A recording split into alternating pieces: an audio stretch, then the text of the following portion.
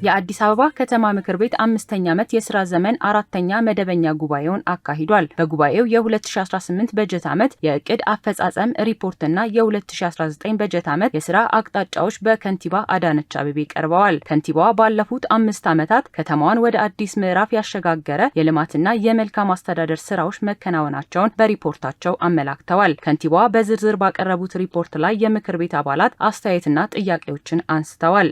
አመሰግናለሁ። የተከበሩ አፈ ጉባኤ፣ ክብርት ከንቲባ ውጤታማ ስራዎችን ገላጭ የሆነ ሪፖርት እና የ2019 የትኩረት አቅጣጫን ስላቀረቡልንና ለምናነሳቸው ጥያቄዎች ምላሽ ለመስጠት በመካከላችን ስለተገኙ ላመሰግን ወዳለሁ። ባለፉት 5 ዓመታት ከተማዋን በዓለም አቀፍ ደረጃ ታዋቂ ለማድረግ በአህጉር ደረጃ ምርጥ ከሆኑ ከተሞች አንዷ እንድትሆን እንዲሁም ነዋሪዎቿ በማህበራዊ፣ ኢኮኖሚያዊ፣ ፖለቲካዊ ተሳትፏቸውና ተጠቃሚነታቸው ከመቼውም ጊዜ በላይ እንዲረጋገጥ በርካታ ስራዎች ተከናውነዋል። በተለይ ሰው ተኮር በሆኑ ተግባራት የትምህርት ቤት ምገባ በተሳካ ሁኔታ መካሄዱ፣ የገቢ ምንጭ የሌላቸው የህብረተሰብ ክፍሎች በቀን በልተው እንዲያድሩ የምገባ ማዕከላትን በማስፋፋት ከፍተኛ ሰብአዊ ድጋፎች ተደርገዋል።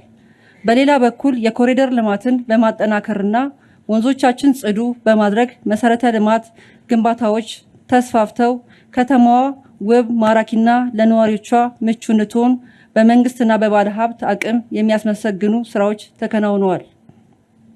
በአጠቃላይ በተሰጠኝ ጊዜ ውስጥ ለመግለጽ የማልችላቸውን በከተማችን በሀገራችንም ሆነ በከተማችን ያልታዩ በቴክኖሎጂ እየታገዙ የሚሰጡ ቅሬታን በከፍተኛ ሁኔታ የቀነሱ አገልግሎቶች የተሰጡባቸው ዓመታት መሆናቸው በአጭሩ በመግለጽ ወደ ጥያቄዎቼ አመራለሁ።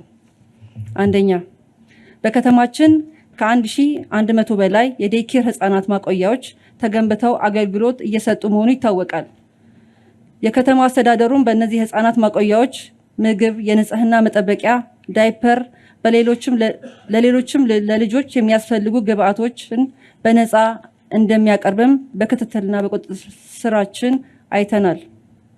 ይህ ለእናቶች በተለይ ዝቅተኛ ገቢ ላላቸው ወደ ስራ ለመሄድ ልጆቻቸውን የሚይዝ ሞግዚት መቅጠር ለማይችሉ እናቶች ምን ያክል እፎይታ እንደሰጠ ሁላችንም የምንገነዘበው ነው። ይሁን እንጂ የከተማ አስተዳደሩ በትውልድ ግንባታ የሰራ ያለውን ይህን ታላቅና የሚያስመሰግን ስራ አብዛኛው ከተማችን ነዋሪ በዚህ ልክ እንደማያውቅና የመረጃ እጥረትም እንዳለበት እንገነዘባለን። ስለዚህ ለስራው ትኩረት የሚሰጠውን ያህል መረጃውን ለህብረተሰቡ ተደራሽ ለምን በማድረግ አልተሰራም?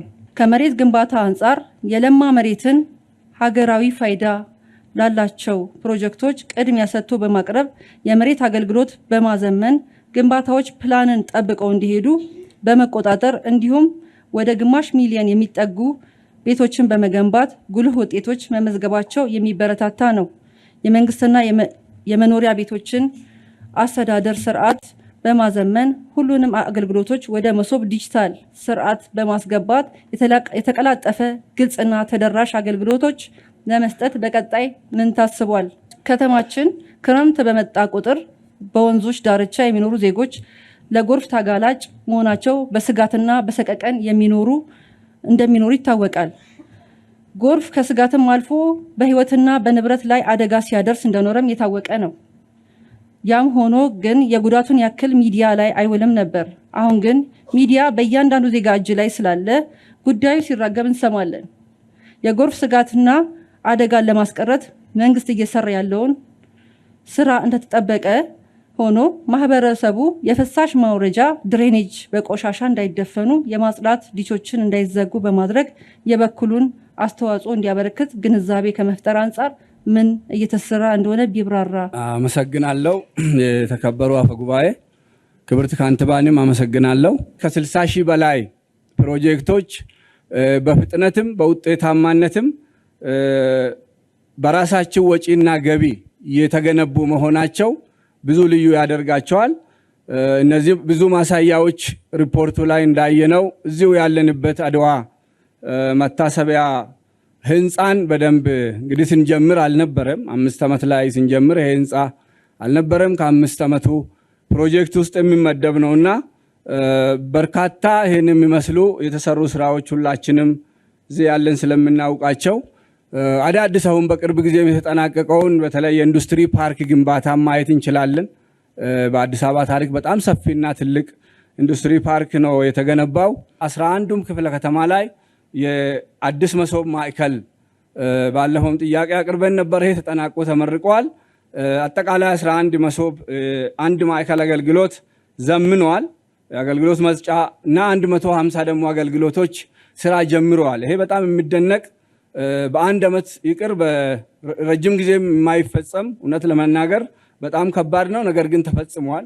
ይሄ አስደናቂ ነገር ነው። ከዚህም በተጨማሪ በተንቀሳቃሽ አዲስ መሶብ በአውቶቡስ አገልግሎትም ወደ 41 አገልግሎት እንዲሰጥ የተደረገበትና አገልግሎት አሰጣጡም ቢሆን ከ99% በላይ እርካታ የታየበት መሆኑን በደንብ ተገንዝበናል። እዚህ ላይ ጥያቄ ይነሳል ወይ ታዲያ ብትሉኝ፣ አዎ ሊነሳ ይችላል። ብዙ በሰራን ቁጥር የበለጠ ጥያቄ እንደሚመጣ መገንዘብ ያስፈልጋልና እኔ አንድ ጥያቄ አለኝ ማለት ነው። እዚህ ላይ የተሰራው በጣም የሚደነቅ ቢሆንም እንግዲህ እነዚህ ሁሉ ቢሰሩም ወደ መሶብ ያልገቡ ወደ አገልግሎቶች አሉ። አሁንም ለተለያዩ መልካም አስተዳደር ችግሮች የሚጋለጡ አገልግሎቶች አሉና እነዚህን አገልግሎቶች ፈጥነን ወደ እነዚህ የተገነቡ ብዙ የተደከመበት ማዕከላት ላይ ማስገባት ያልቻልንበት ወይንም የታሰበ ነገር ምን አለ? አሁን ሁለተኛው ጥያቄ መሶብ ላይ የሚሰጠው አገልግሎት ምንም ያህል ፈጣንም እንትንም ቢሆን አልፎ አልፎ የኔትወርክ መቆራረጥ የኢንተርኔት ያለመኖር ይታያል። አልፎ አልፎ ነው፣ ሁልጊዜ አይደለም። እነዚህንም ችግሮች በዘላቂነት ለመፍታትና ሙሉ አገልግሎት ለመስጠት ምን የታሰበ ነገር አለ የሚለውን ነገር አነሳለሁ። የመጨረሻው ጥያቄ የጤና ዘርፉ ላይ እንግዲህ በዚህ ከተማ ትልቅ ስራ ተሰራ ብለን አንዱ ከምናነሳው ሁሉም ጋር የተሰራ ውጤት እንዳለ ሆነው በርካታ የመሰረተ ልማት ማስፋፋት አገልግሎቱን ዘመናዊ ለማድረግ የተሰሩ ስራዎች በጣም በርካታ ናቸው። እጅግ ዘመናዊ ሆስፒታልም ተገንብተዋል። ክብርት ካንቲባ ያው እስከ ቅርብ ጊዜ እየመረቁት ነው፣ ያው በደንብ እያየን ነውና በርካታ ዘመናዊ መሳሪያዎችም ገብተዋል። ምናልባትም ወደ ውጭ ሪፈር የሚባሉ አብዛኛው እዚሁ ሊቀሩ የሚችሉበት እድሎች እየተፈጠሩ መሆኑን እገነዘባለሁ። ነገር ግን እነዚህ መሳሪያዎች ዘመናዊ መሳሪያዎች መጠቀም የሚችል ባለሙያዎች አለን ወይ? በዛ ደረጃ በገነባ ነው ባደስነውና ባስፋፋ ነው ልክ እዚሁ ይሄንን ሊያግዙ የሚችሉ ይሄንኑ መሳሪያ ኦፕሬት ሊያደርጉ የሚችሉ ባለሙያዎችን ከማዘጋጀት አንፃር ምን የተሰራ ነገር አለ? ምን እየታሰበ ነው የሚለውን ለማንሳት ነው። አመሰግናለሁ። እኔ ሁልጊዜ የሚያስደምመኝ የህፃናት መጫወቻ ቦታዎች፣ እኔ አራዳ ፓርክን አይቼ እንደው ምን አለበት እንደው ከቃቂ በጀመሩ ብያለሁ። በጣም የሚያስደምም ፓርክ፣ በጣም በርካታ ሰዎች የሚዝናኑበት፣ በርካታ አገልግሎት የሚሰጥበት፣ ልጆች ህይወትን የሚማሩበት ቦታ ነው። በጣም ያስደመመኝ ኢንዶር ጌም እና አውትዶር ጌም አለው። አውትዶር ጌም ላይ ልጆች ወላጆች ለቀዋቸው እንደልባቸው ሲቦርቁ ከሰርክል ውስጥ ዝም ብለው መውጣት አይችሉም። ልጅ ብቻውን ዝም ብሎ ከወጣ በጣም ያስደነቁኝ የደንብ ማስከበር ባለሙያዎች ልጆችን ወላጆቻቸው እስከሚመጡ ይይዛሉ ወይም ማስገብተው ወላጅ ፈልገው ይሰጣሉ። ይሄን በአካል አይቻለሁ። ከዛ አገልግሎቱ እዛው ያለው አገልግሎት ልጆች ቢርባቸው መብላት የሚችሉበት፣ መሮጥ የሚችሉበት፣ ሳይክል መንዳት የሚችሉበት፣ እንደ ልብ መዝናናት የሚቻልበት ቦታ ነውና እንደዚህ አይነት ቦታ መስፋት የሚችሉ ብዙ ቦታዎች ስላሉ ክብርት ከንቲባ በጀመሩት ልክ ሌሎቹም ቦታዎች ላይ ቢታዩ። ሌላኛው የመብራት ጉዳይ ነው። መብራት አሁንም በተደጋጋሚ የሚነሳል እዚህ ምክር ቤት ላይ የመቆራረጥ እድሉም ከፍተኛ ነው። አሁን ደግሞ በጣም ይቆራረጣል። የሚገርመው ፈተናም እየሰጠን ተቸግረናል እኛ። ስለዚህ መብራት እንደው በተደጋጋሚ እሱን ለማስተካከል ፖል እየቀየር ነው የሚለው የተለያዩ ዜናዎች እንሰማለን። ከመብራት መቆራረጥ አንጻር እየተሰሩ ያሉ ስራዎች ላይ ማብራሪያ ቢሰጡበት ክብርት ከንቲባ። ከዛ የመንገድ መብራት ላይ ደግሞ ጽሕፈት ቤት ተዋቅሮለታል። የመንገድ መብራት ከኮሪደር ውጪ ቀድሞም የነበሩ የመንገድ መብራቶች አንድም ያልበሩ አካባቢዎች አሉ፣ ሁለት ደግሞ እንደው አካባቢዎቹንም ተደራሽ ከማድረግና ከዚህ ሌላ ደግሞ ማህበረሰቡ መብራት እንዲያወጣ ከማድረግ አኳያ ተቀናጅቶ የመስራት ስራ ላይ እንደው ሐሳብ ቢሰጡበት ደስ ይለኛል። ሌላኛው ከዚህ ከቤት ክራይ ጋር ተያይዞ ጥሩ አቅጣጫ ተቀምጧል። ይሄ የሚያስደስት ነው፣ ማህበረሰቡንም እረፍት የሰጠ ነው። ነገር ግን እነዚህ እንቅስቃሴዎች ውስጥ አንደኛ ያየሁት ኮንዶሚኒየም አካባቢ የነሱ ስራ ባለሆነ ሁኔታ ኮሚቴዎች የመንግስትን ጥቅም በሚያሳጣ መልኩ ውል ያዋውላሉ። ስለዚህ እነዚህ ነገሮች ዲቴል የሚፈተሹበት ተከራይተው የመንግስትን ጥቅም ያሳጡ አካባቢዎች ካሉ በደንብ የሚታይበት ሁኔታ ቢፈጠር። ሁለተኛ በዚህ አጋጣሚ መመሪያውን ጥሰው ቤት ልቀቁ እያሉ ያሉ አንዳንድ አካባቢዎች ላይ ስላሉ እሱም በደንብ ቢታይና አቅጣጫ ቢቀመጥበት። እነዚህ ስራዎች ማህበረሰቡ የሚጠይቃቸው የሚፈልጋቸው ስለሆነ ሐሳብ ቢሰጥበት ላለሁ። ሁሉን አቀፍ የሴቶች ተጠቃሚነት ከመቼውም ጊዜ በላይ ያየንበት ይሄ 5 ዓመት ነበር እና ቴንኪው ማለት ፈልጋለሁ። ለሴቶች ተጠቃሚነትም እንደ አንድ ሴት ክብርት ከንቲባችን አመሰግናለሁ ማለት ፈልጋለሁ። ወደ ጥያቄዎቼ ስመጣ አንደኛ ከአገልግሎት አሰጣጥ አንጻር ከተማ አስተዳደሩ በዚህ 5 ዓመት ሞሰብ ዲጂታል አገልግሎት የጀመረበት ብቻ ሳይሆን በወረዳም በክፍለ ከተማም እንዲሁም በከተማ ሌብል በተለይ ሮብና አርብ የአንድ ማዕከል አገልግሎቶች የተሰጡበት አዘ ሴም ታይም አዲስ ሚዲያ ኔትወርክ ሲሰራው የነበረው የሚዲያ ማህበረሰቡን ያገለገለበት ሂደት እጅግ በጣም ጥሩና ለውጥ ያመጣ ህዝቡም ቴንኪው የሚልበት ትልቅ ለውጥ የታየበት ዘርፍ ነው። ቢሆንም ግን ክብርት ከንቲባ በተለይ መሬት ላይ ገቢዎች ላይ ማህበረሰቡ በጣም አሁንም ጭምር ችግሮች የሚነሱበት በተለይ ከገቢዎች አንጻር የግብር ስወራ ብቻ ሳይሆን ታክስ ሳይተመንላቸው ረጅም ጊዜ ውዝፍ እንዲቀመጥ ተደርጎ ለብልሹ አሰራር የሚመቻችበት ሂደት እንዳለ ተገልጋዮችን የማመላለስበት ሂደት እንዳለ አይተናልና በዋናነት በእነዚህ 2 ሴክተሮች ሌሎችም ሊኖር ይችላሉ፣ ግን ትልቅ ለውጥ መጥቶ ህዝቡን ወደኋላ የሚመልሱት እነዚህ ሴክተሮች ላይ ማህበረሰቡ ያነሳልና በዘላቂነት ችግሩን ለመፍታት ምን ታቅዷል የሚል ጥያቄ አለኝ። ከዚሁ ጋር ከግንዛቤ ፈጠራ ጋር ተያይዞ ይሄ ሁሉ ምቹ የአገልግሎት አሰጣጥ እያለ አንዳንድ ባለሀብቶችና ነጋዴዎች ላይ ስናይ አገልግሎታቸውን በደላላና በጉዳይ አስፈጻሚ በኩል የማድረግ ይህም ደላላና ጉዳይ አስፈጻሚዎች በመንግስትና በተገልጋዩ ማህበረሰብ ገብተው ምቹ ሁኔታዎችን ጭምር ወደኋላ እንዲመለስ የሚያደርጉበት ሂደት ስላለ ግንዛቤም ጭምር በደንብ የሚሰጥበት ነገር ቢኖር ጥሩ ነው የሚል ሐሳብ አለኝ። በተመሳሳይ ተቋማዊ የሆነ የተጠያቂነት ስርዓት በጣም ብዙ ተጠያቂ የሆኑ ግለሰቦችን ተቋማትን እያየን ነበር፣ ግን ተቋማዊ የሆነ የተጠያቂነት ስርዓት እንዲኖር ከማድረግ ጋር ምን ታስቧል የሚለውን ለመጠየቅ ነው። ከኑሮ ውድነት ጋር በተመለከተ ያው እኛም እንደ ምክር ቤት እንደምናየው ህዝቡም የሚያውቀው ጭምር የኑሮ ውድነትን ለማቅለል ከቁጥጥር በተጨማሪ የተሻሉ አማራጮችን በመፍጠር ከተማ አስተዳደሩ የሰራው ስራ የሚያስመሰግን ነው። በተለይ የሰንበት ገበያዎች፣ የግብርና መሸጫ ማዕከላቶች፣ ሁሉን አቀፍ ዘርፈ ብዙ የሆኑ ድጎማዎች በብዙ መንገድ ሊነሱ የሚችሉ ዘርፈ ብዙ የሆኑ ድጎማዎች መሰጣታቸውን እኛም እንደ ምክር ቤት ቴንኪው ማለት እንፈልጋለን። በተለይም በዓል ብቻ ሲሆን ብቻ ሳይሆን ሁሌም የገበያ ቁጥጥር ግብረ ኃይል በደንብ ሲሰሩ የምናየው ሂደት አለ። ይህንም ቴንኪው ማለት ፈልጋለሁ። የከተማችን የኮሚኒኬሽን ቢሮ፣ አዲስ ሚዲያ ኔትወርክ፣ አልፎም ደግሞም ቢሆን የፌዴራል ሚዲያዎች የከተማ አስተዳደራችን የልማት ስራ ከማስተዋወቅ ብዙ ስራዎች ተሰርተዋል። ነገር ግን አሁን ባለው ነባራዊ ሁኔታ ማህበራዊ ሚዲያዎች በጣም ብዙ ወጣቶች አሉበት። ማህበራዊ ሚዲያው በጣም ብዙ የማህበረሰብ ክፍል አሉበት እና እኔ አዲስ አበባ በተሰራው ስራ ልክ ኮሙኒኬት አድርገናል ብዬ አላስብም። በጣም በርካታ ስራ ተሰርቷል። በርካታ በተሰራው ስራ ልክ በተለይ ዲጂታል መገናኛዎችን በመጠቀም ሶሻል ሚዲያዎችን በመጠቀም ሴክተሮች በራሳቸው ነባራዊ ሁኔታ ፎከስ ጠቅሰናል። ይሄ የቋሚ ኮሚቴ ስንሄድ ያንዳንዱ ሴክተር በራሱ ያለውን ፎከስ ግሩፕ አስፍቶ የሚሰራው ሴክተር ስራዎች በሴክተርም በከተማ አስተዳደርም ወቅቱን የዋጀ የኮሚኒኬሽን ነባራዊ ሁኔታን በመጠቀም ፕላትፎርሞችን በመጠቀም ለአዲስ አበባ ህዝብ ብቻ ሳይሆን እንደ ሀገር ለክልሎች ተሞክሮ እንዲወሰድበት እንዲሁም ደግሞ ለውጭ ዲያስፖራዎች የሚሰራው የዲጂታላይዜሽን ነገር ኮሚኒኬሽን በደንብ ሊሰራበት ይገባል፣ በቂ አይደለም የሚል እምነት ስላለኝ ነው። ሌላው የመሶብ አገልግሎት ነው።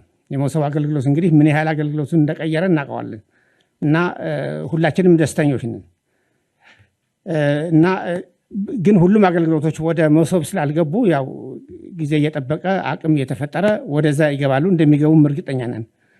ግን ውሃ መሶብ አገልግሎት እስከገቡት አንዱ የሚኒስትሪ ኦፍ ፎሬን አፌር ወይም ደግሞ የውጭ ጉዳይ ሚኒስቴር አገልግሎት ገብቷል እና እዛ ላይ ግን አገልግሎቱ ጥሩ አይደለም።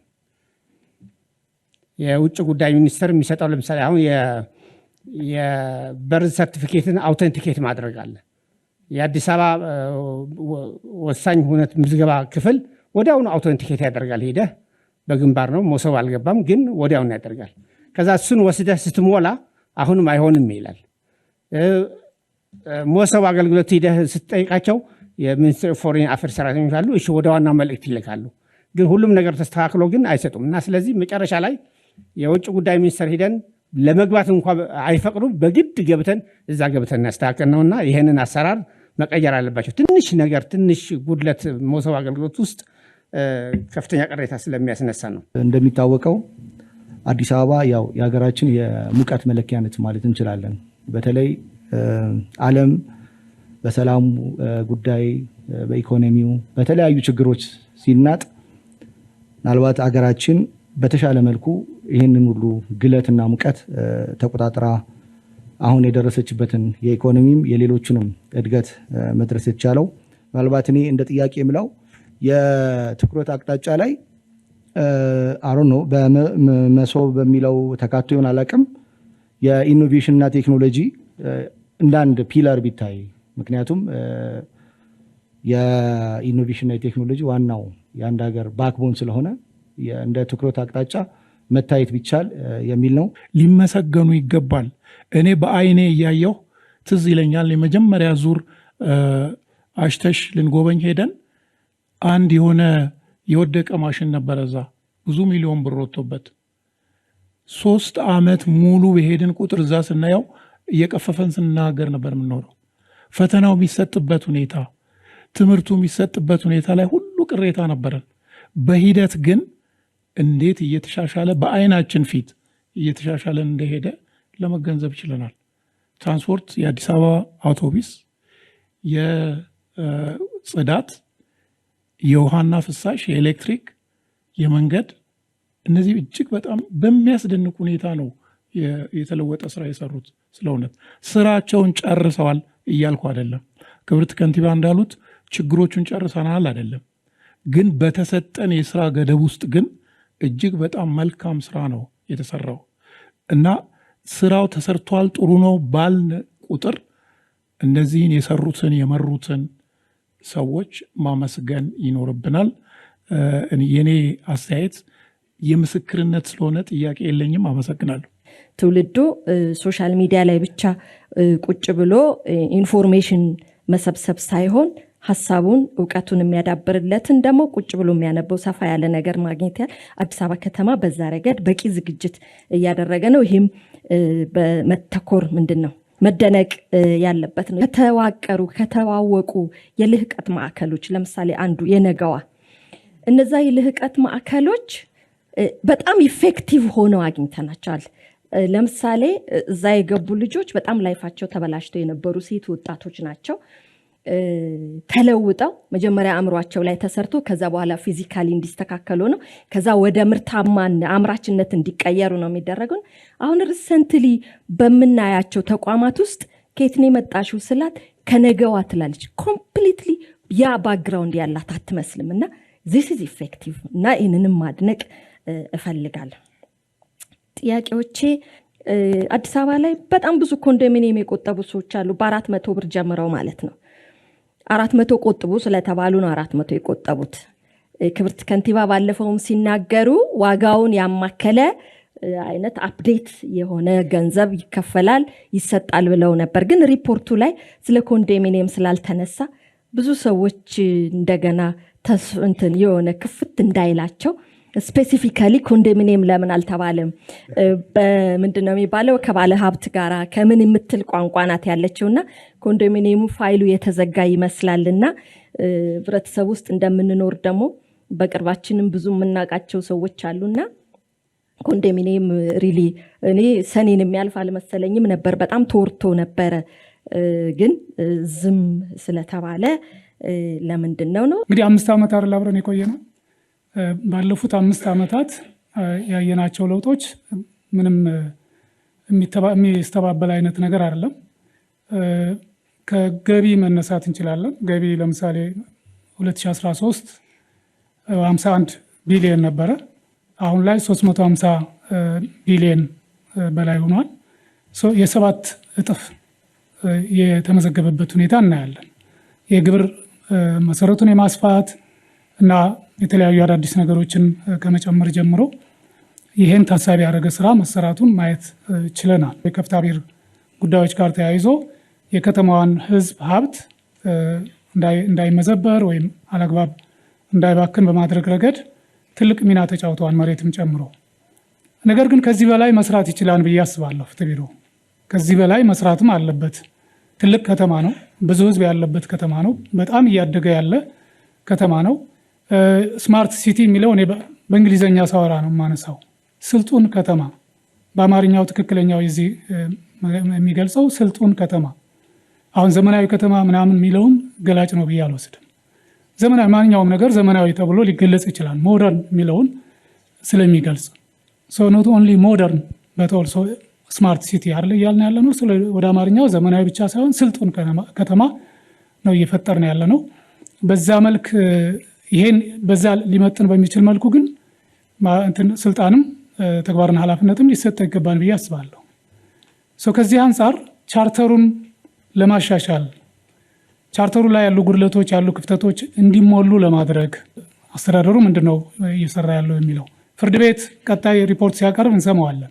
በጣም የተሻለ አፈጻጸም አላቸው የከተማ ፍርድ ቤቶች። ይሄን የተሻለ አፈጻጸም እና አቅም ተቋሙ እስካለ ድረስ ሀብትም እያወጣን እስከሆነ ድረስ ከዚህ በላይ የተሻለ ስልጣን ሊኖራቸው ይገባል፣ ከዚህ በላይ የተሻለ ኃላፊነት ሊወስዱ ይገባል ብዬ አስባለሁ። ይሄን ታሳቢ ያደረገ ስራ ለመስራት ቻርተሩ ካልተሻሻለ ከዚህ በላይ ምንም ሊሰሩ አይችሉም፣ ከዚህ በላይ ምንም ሊያደርጉ አይችሉም። ሌላው ከቤቶች ልማት ጋር ተያይዞ በጣም ትልቅ ለውጥ መጥቷል። ብዙም የሚታዩ ነገሮች አሉ። ከዛ ጋር ተያይዞ ደግሞ የቤቶች የግል ቤቶችንም አስተዳደርና ሂደት ለመከታተል አዋጅ ወጥቷል። በእርግጥ አዋጁ ትንሽ ጉድለቶች፣ ክፍተቶች ያሉበት ይመስለኛል።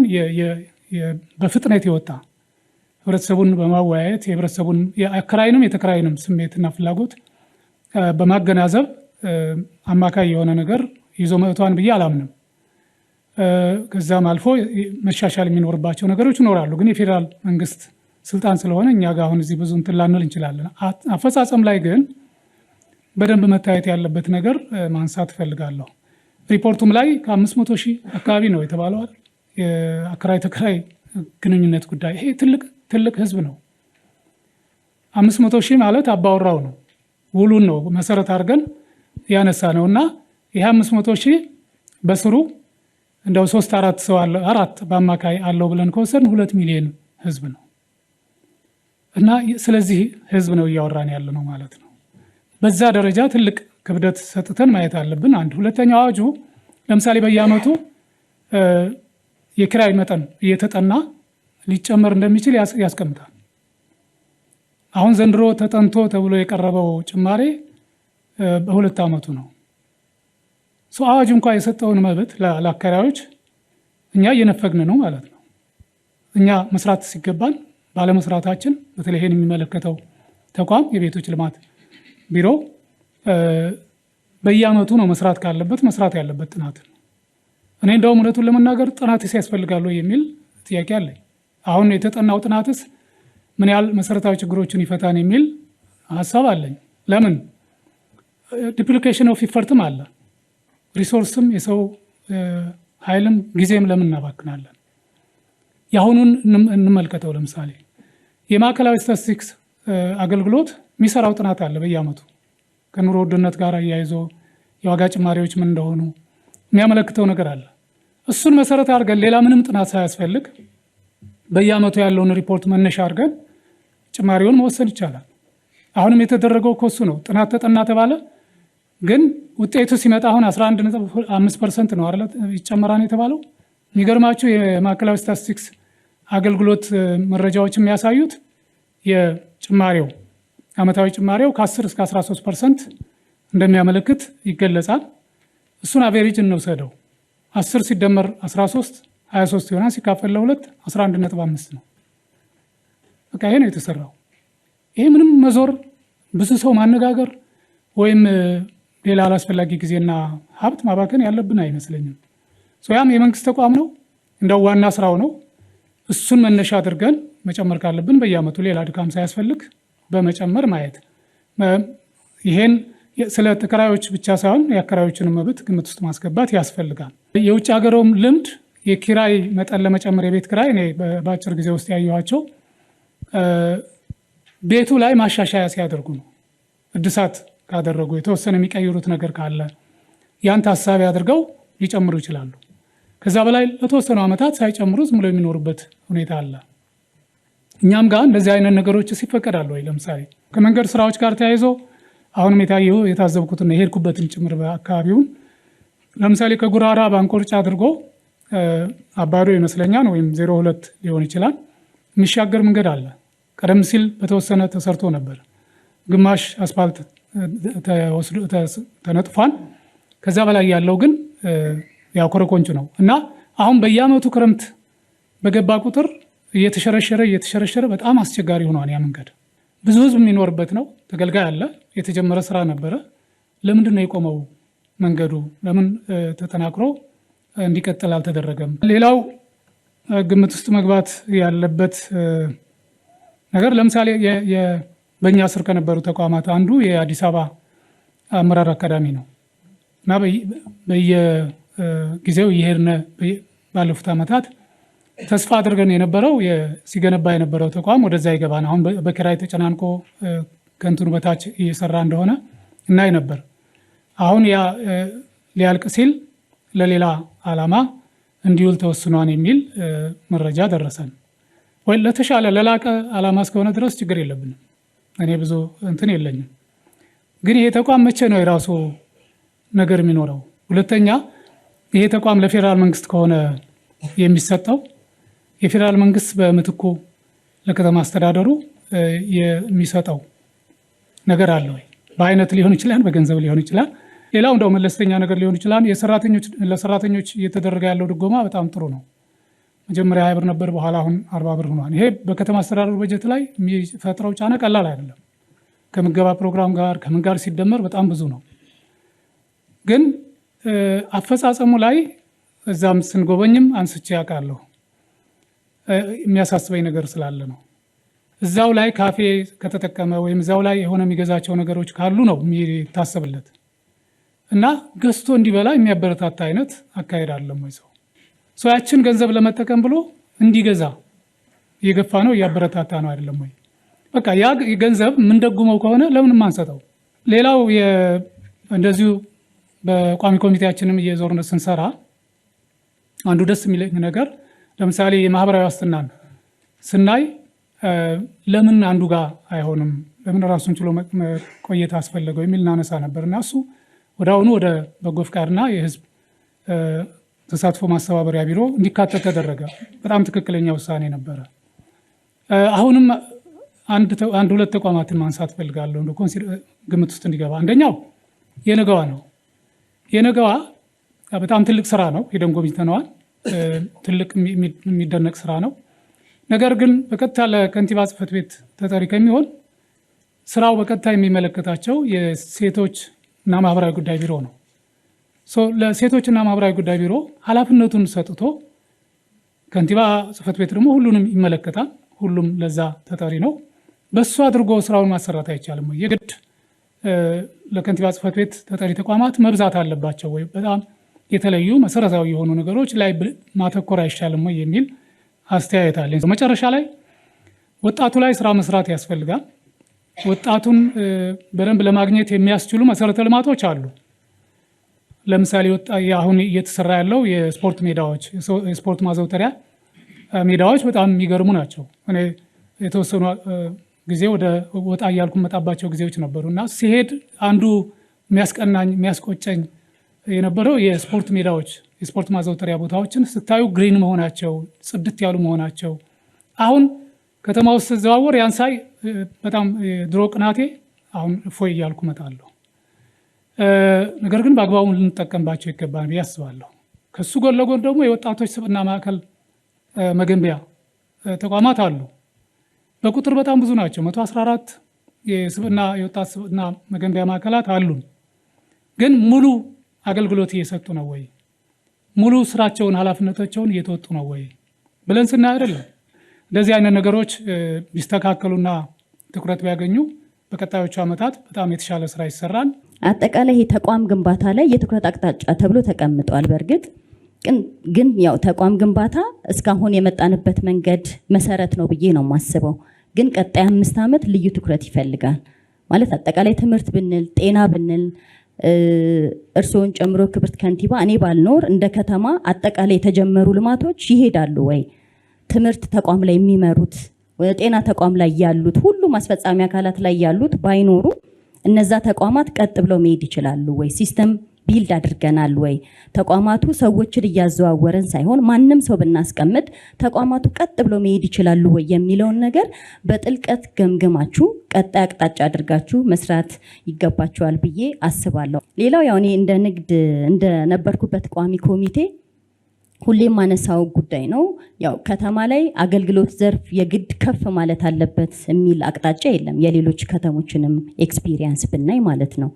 አሁን በቀጣይ ትኩረት ከምናረግበት አንዱ የኢኮኖሚ መረጋጋት መፍጠርና የኑሮ ውድነትን ማቅለል በሚል የተቀመጠ ነገር አለ።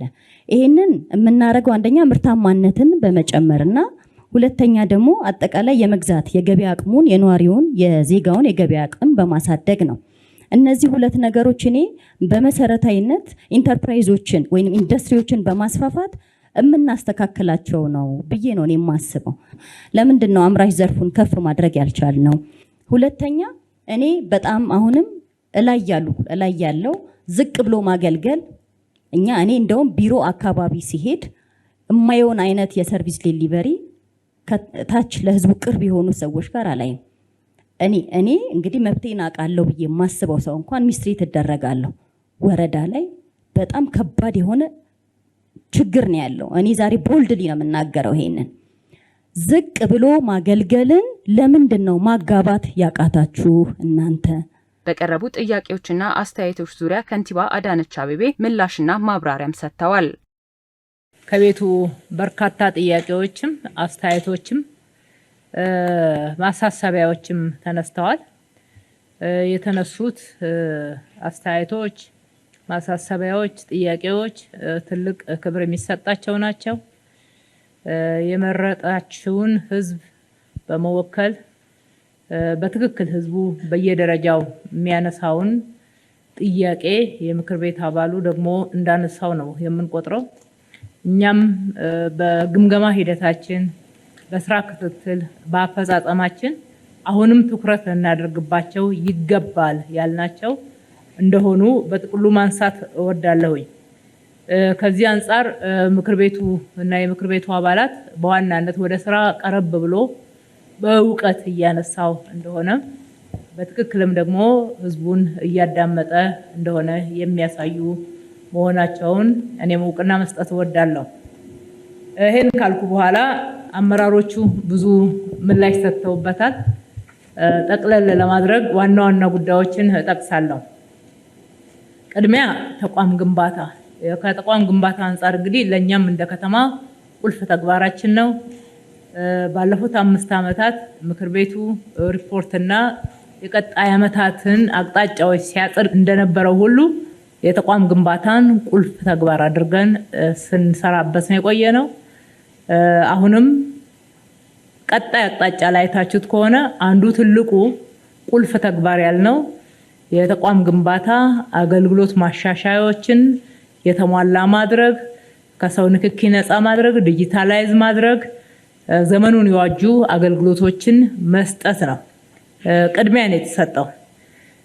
ይሄ እንዳለ ሆኖ ይሄ ምን ማለት ነው የሚለውን ግን ትንሽ መነጋገር ማብራራትም የሚያስፈልግ ይመስለኛል። ቅድሚያ የሪፖርታችን መነሻው ሰርተን ጨርሰናል አይደለም። ሰርተን ጨርሰናል ሳይሆን ምን ያክል እንደተሰራ ከየት እንደተነሳን የት እንደደረስን የሚያሳይ ለቀጣይ ደግሞ እንዴት የትኛው ላይ ቅድሚያ እንደምንሰጥ የሚያመላክት ነው። ተቋም ግንባታ ስንል ምንድነው? ተቋም መገንባት አንደኛውና የመጀመሪያው የተቋም አደረጃጀት ነው። ሁለተኛው አሰራር ነው። ሶስተኛው ሰው ኃይል ነው።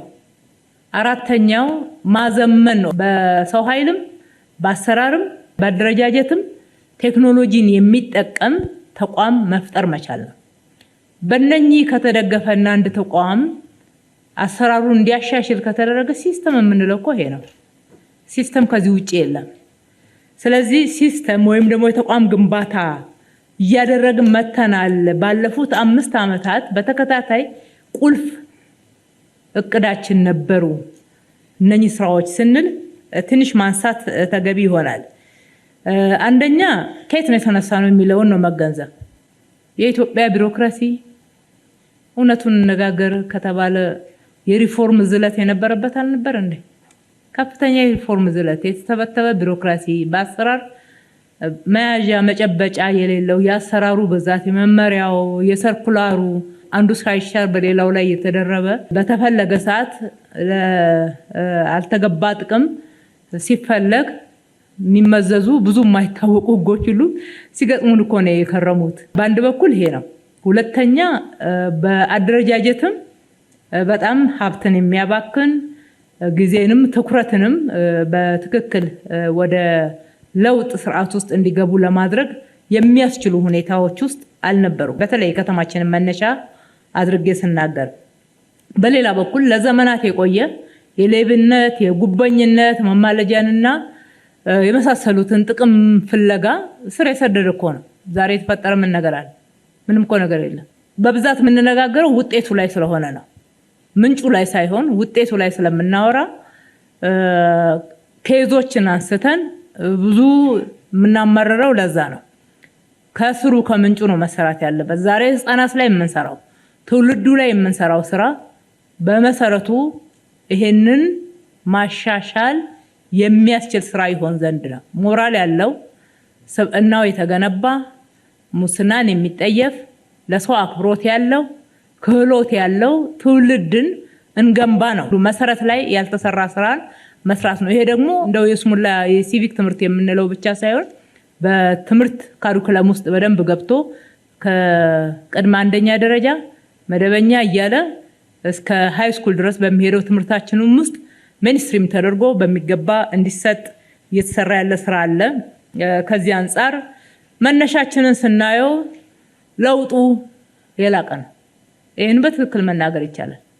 የላቀ የዛሬ 5 ዓመትና የዛሬ 4 ዓመት እንኳን በጣም ስንቸገርበት የነበረ አምናና ዘንድሮን እንኳን ስናወዳድር የነበረውን ችግር ስናይ በፍጥነት የመጣውን ለውጥ በደንብ አፍ ሞልቶ መናገር እንደሚቻል ማስመር ወዳለው። ሁሉም እንግዲህ ከዚህ አንጻር እንደ አዲስ አበባ የሰራነው ምንድነው ካል አንደኛ አደረጃጀቶችን ሰርተን ይሄው ምክር ቤት አቅርበን የመጀመሪያው ዘመን አመት ላይ አጽድቆልናል። ሌሎችም ሰብሰብ ለማለት አሁን ያስቻሉንን ወደ 47 እጅ አካባቢ የነበረውን ካፒታል በጀት ወደ 71 ማድረስ የቻልነው አንደኛው የተቋማት አደረጃጀትን በማስተካከልና የአስተዳደራዊ ወጪን መቀነስ በመቻላችን ነው። ያው ማሳያዎች ስላሉ በሂደትም ደግሞ እያየን ክፍተት ስናገኝ ማሻሻያዎች አድርገናል። አሁንም ክፍተቶች አሉ ብለን እያሻሻልናቸው ያሉ ሂደትን የሚጠይቁ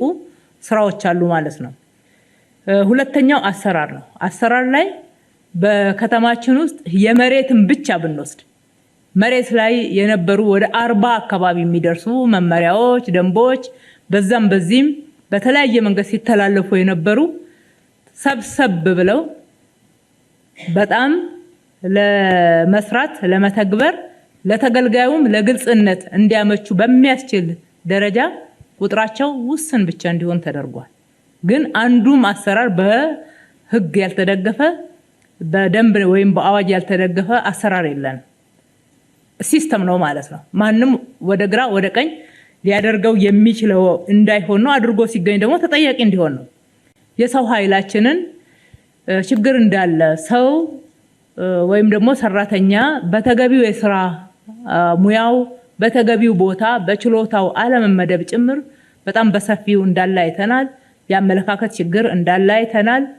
ያው ከሲሾም ካልበላ ጀምሮ ማለት ነው ብዙ ስራ የሰደዱ ልምምዶች እንዳሉ አይተናል። ይሄን ሁሉ ቀጥተን አባረን ማስተካከል እንደማንችልም አይተናል።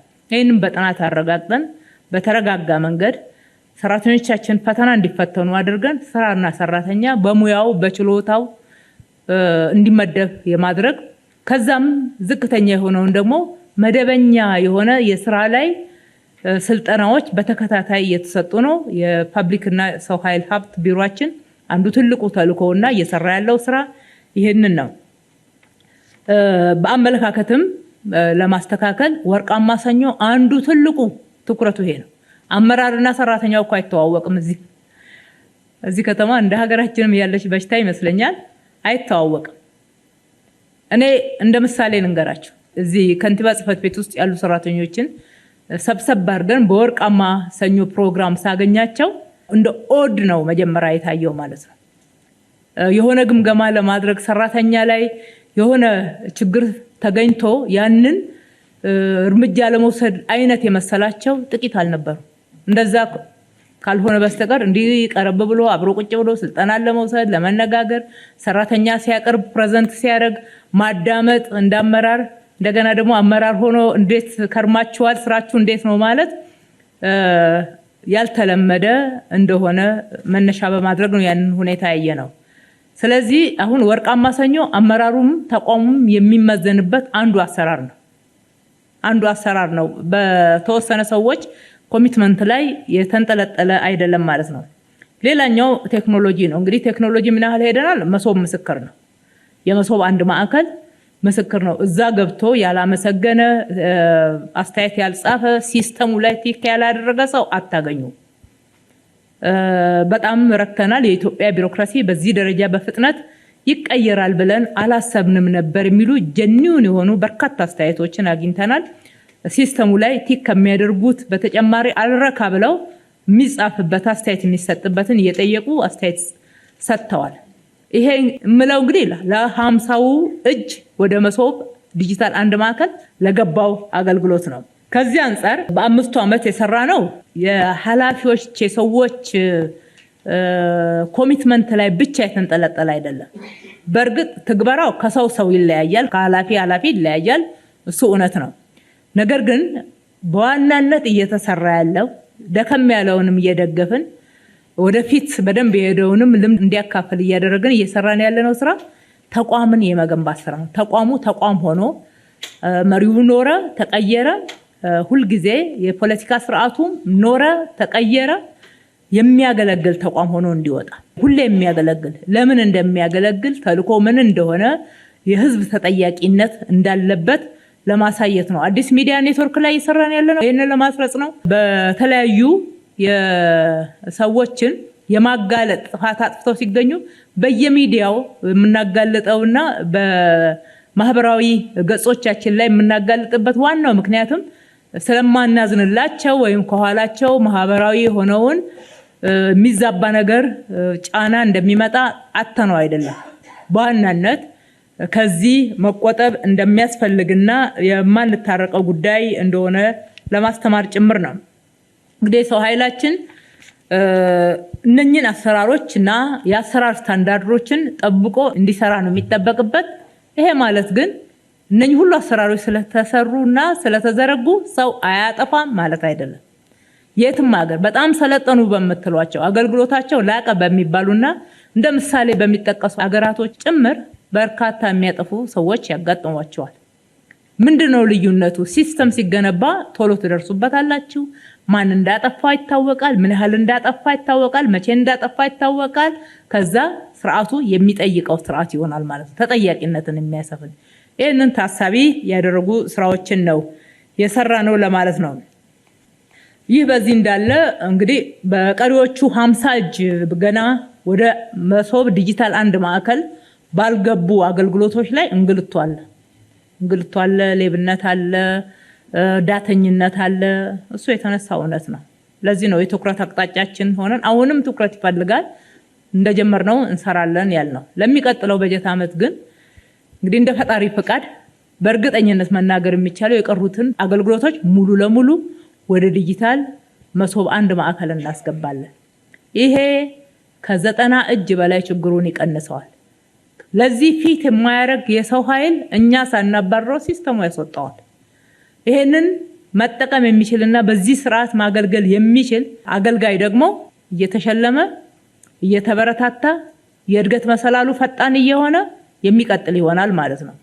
ይሄንን ነው እየገነባን ያለነውና በዚህ በኩል ግንዛቤ ሁላችንም እኩል ብንይዘው ጥሩ ነው ብዬ ነው። ወረዳም ላይ ይሄው ነው። ወረዳ ላይ በእርግጥ ሁለት ነገሮችን ማመዛዘን ተገቢ ነው የሚሆነው።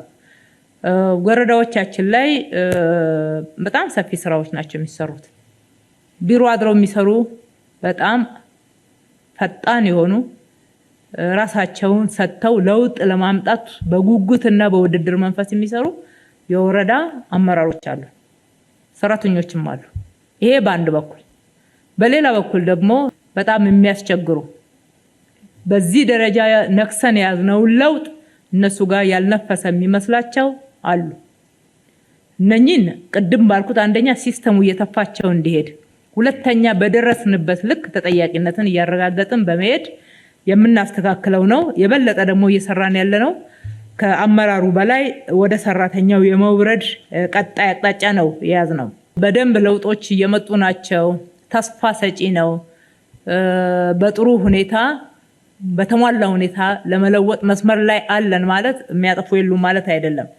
ነገር ግን ከትኩረት አንጻር መሬት፣ ገቢዎች፣ የግንባታ ቁጥጥር እና ፍቃድ አሰጣጥ ዋና ጽህፈት ቤት አጠቃላይ እነኚህ ተቋማቶች የትኩረት ሁሉ ቅድሚያ ናቸው። አብዛኛው ተገልጋይ የሚንገላታባቸው ቢሮዎቻችንና አገልግሎት የሚያገኝባቸው የሚጠይቅባቸው ቦታዎች ስለሆኑ ትልልቅ ሀብትም የሚንቀሳቀስበት ቦታ ስለሆነ በጣም ትኩረት ሰጥተናል።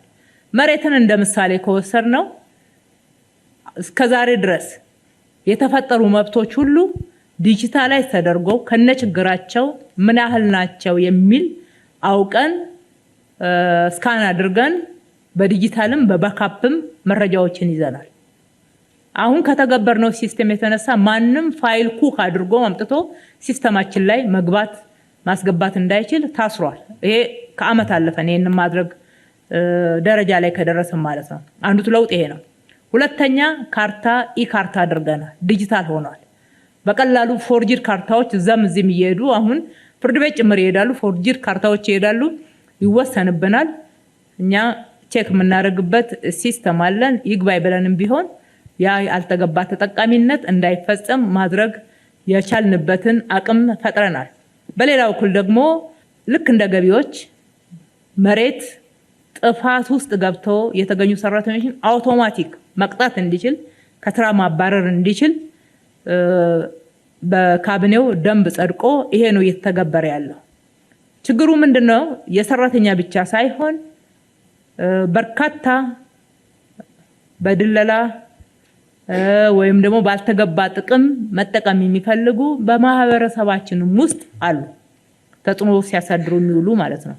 ዞሮ ዞሮ ይህንን መከላከል ያለበት መንግስት ስለሆነ በአንድ በኩል ግንዛቤ መጨመር፣ በሌላ በኩል ደግሞ ሲስተሙ ይህንን የማይፈቅድ እንዲሆን ማድረግ ተደርጎ ሲገኝ አጋላጭ ሲስተም መሆን እንዲችል ማድረግ ላይ ነው ትኩረት አድርገን የሰራ ነው። የመሬት ምዝገባችንን በፍጥነት እያጣደፍነው ነው። መሬት በደንብ ባለቤት ኖሮት ባንክ መግባት ያለበት ባንክ ገብቶ ተቆጥሮ እስከተያዘ ድረስ የሚያጠፋ የለም ባይባልም እንኳን ሲያጠፋ ወዲያውኑ ባለቤት አለው። ወይ ባንክ የገባ ነው፣ አሊያም ደግሞ የግለሰብ መብት ያለበት ነው፣ አሊያም ደግሞ የጋራ መጠቀሚያ የሆኑ ቦታዎች ላይ ነው ማለት ነው ጥፋት የሚመጣው።